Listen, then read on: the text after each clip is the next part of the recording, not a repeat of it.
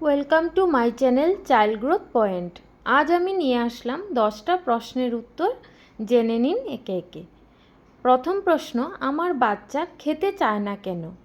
সবসময় অসুস্থতার জন্য নয়, খিদা কম লাগা, অতিরিক্ত স্ন্যাক্স, ক্লান্তি বা নতুন খাবার নিয়ে অনীহাও হতে পারে। সেকেন্ড কোয়েশ্চেন, খাওয়ানোর সময় মোবাইল দেওয়া কি ঠিক? একদমই না। এতে শিশুর মন খাবারের বদলে স্ক্রিনে চলে যায় এবং স্বাস্থ্যকর খাওয়ার অভ্যাস গড়ে উঠতে বাধা পেতে পারে। বাচ্চা শুধু বিস্কিট বা চিপস খেতে চায়, কি করব? ধীরে ধীরে এসব খাবার কমিয়ে ঘরের স্বাস্থ্যকর খাওয়া দিন। একদিনে সব বন্ধ না করে ধাপে ধাপে পরিবর্তন আনুন। নতুন খাবার খেতে না চাইলে কি করব?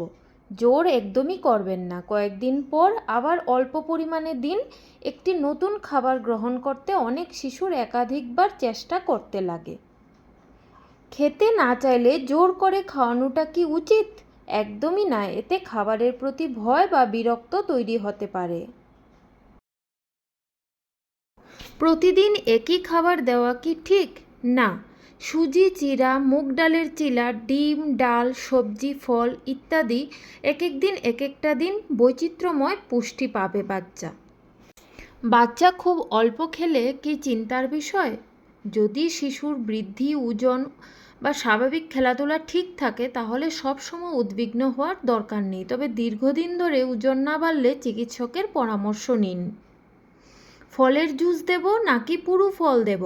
সাধারণত পুরো ফল বেশি উপকারী, কারণ এতে আঁশ থাকে এবং শিশু চিবিয়ে খাওয়ার অভ্যাস গড়ে তোলে।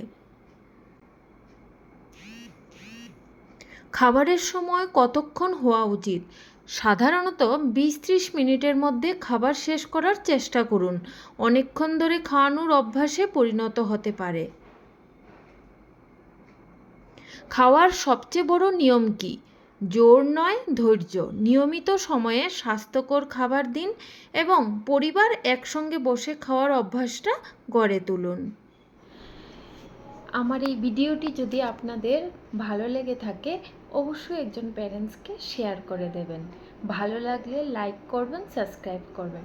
সবাই ভালো থাকবেন, সুস্থ থাকবেন।